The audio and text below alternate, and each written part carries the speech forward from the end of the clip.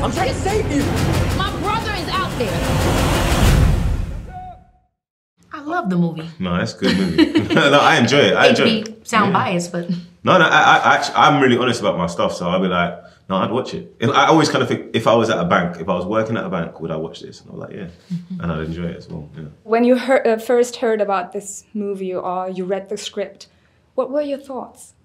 Are you okay, Jordan? No, Jimmy. And then no, I was just impressed by how audacious it was. You know, it's a blockbuster. You know, it's like a real big film. You know, and it's original as well. That's what was for me was so exciting, that like being a part of something original. You know, at this scale, it was just that's what I dream of. You know, like bringing new, like there's the original films from like when I was a kid that I used to watch from like the 90s, you know what I mean? And like, I just love those films, you know what I mean? And to be a part of that in this generation is just like, it's a blessing. Yeah, I mean, it was very stunning. And I think for me, I was just like, there's nothing that Jordan can't do, because it's so, his movies just continuously are different and add something new to his repertoire. And I just, you know, I try not to expect anything from anyone, but really when I read the script, I was like, there's no way I could have ever expected this, you know? The outcome, was it what you expected actually, or did you have some situations on set where you were like, okay, I have no idea where this is going to lead, but I'm trusting him? Yeah, I mean, like a lot of it, like, because the majority, you can't see what is in the sky, you know, it's not there. So a lot of it's like, yeah, I think a lot of the film was dependent on how the thing that in the sky looked. So that's an element of trust, and we're giving our emotions and feelings, and we're kind of going off what, you know, like our ideas of what it would look like, plus the skeletal kind of thing that they showed on set. So there's a lot of trust that goes into it, yeah. How does working with Jordan Peele look like? Like, is it as usual, like as if you are working with other directors, or is it kind of different? Because, for instance, I felt like, Keke, that you played yourself. Like, like from what I perceive, did you approach the character, or was it written for you? Yeah, the character was written for me. But over the course of the journey of the character, I think that was the most challenging part, was the range from who she was and what she represented in the beginning, and then how what she was experiencing affected her and where she landed in the end of the film. I think that was the most shocking part for me, because she's made up of so many different archetypes, where I think the one that's most presenting and that people resonate with me with is the performative nature of my personality. But what I loved about playing this character was that you got to see that the performative nature is what she leads with superficially. And then you really get to know the sensitivity behind that, which I also have a personal relationship with. No, so I think like, no, she did play it, like, Jordan drew a lot from Keke, but Keke put a performance in, do you know what I'm saying? And like, you saw sides of her that you haven't really seen, you know what I mean? And it's like, and that's a proper performance. Like, there's the closing stages of the film, there's real depth and real emotion there, and how Emerald feels about OJ. So I would say that, yeah, that like Jordan drew a lot from Keke, but Keke put a hell of a performance in on that one. Thanks, Danny. It's all right, mate. None of you had to actually audition for the roles? Nah. No. I don't do auditions anymore. Nah, nah, but you know what it is? No, it's different. Like we always said, it's like auditions.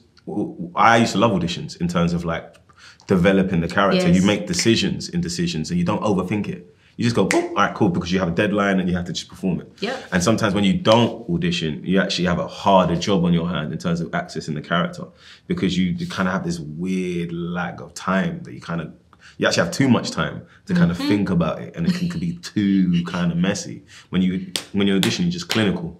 So it's kind of, there's pros and cons for both ways. So I've had to learn how to get closer to the character without auditioning, you know?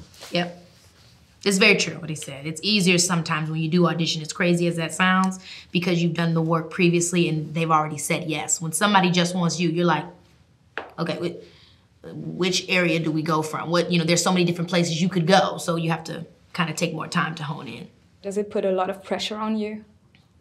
Sure. Yeah, it does. Because you kind of go, am I right for it? You know what I mean? It's like you go, am I right for it? Like, there's been a couple times I've don't want to disappoint you. Like, am I right for it? Like, I think there's sometimes that I've like got wrong and I didn't think I was right for it. And but I found it out in the middle of the process. Do you know what I mean? So, but it's like, that's just part of this art, you know? You're making stuff, you're creating, and you, oh, that didn't work, and then you go, why didn't that work? And then you just kind of fine-tune your process. What do you think? Why does horror align so well with humor? Because I think you need levity, and levity is a part of life. Like, you know, the horrors that exist in everyday world, you go on Twitter and, you know, it's always turned into a joke. I think it's like a part of the way that we process it. It's like a defense mechanism. You know, when you're going through a hard time or you're going through a worrisome moment, everybody deals with it differently. And I think horror, you know, lends itself to the opportunity of seeing every different character deal with the trauma of a situation. And some people make jokes. Some people are genuinely scared. Some people become, you know, super philosophical and try to outsmart whatever's going on. So, yeah, I think it's normal, it's reality. OJ found himself in several situations where he was like, nope. And I really liked it. Can you remember a certain situation in your private life where you were like, nope? A couple, like I saw a mouse in my house. So I was like, nope. I actually moved house. I moved house because I was just like, no, I ain't got time for this. Mousey. Yeah, I just ain't got time for this. Because the landlord was saying, oh yeah, no, it'll be a week of this. I'm like, a week? That's spooky. I'm out. You don't care about yourself. I'm cool. Nope. So, yeah. I mean, I've said nope many times for many different occasions. It's like one of those things that it could be, like he's saying, something about a bug or a rodent or something that you find creepy crawly, or it could be about a situation with a friend, or, you know, you going out tonight? Nope. You know what I mean? It could be so many different, that's why it's such a great word, because it goes towards anything. Keke's an introvert, that's why. Stop telling my secrets. We have this beautiful hashtag called Film is Love.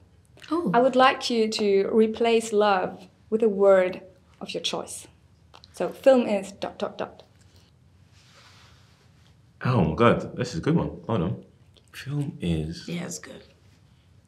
Oh, okay. Film is art. Film is expression. Yeah, and connection. You can only do one, so. Fuck it. You cheated. I cheated.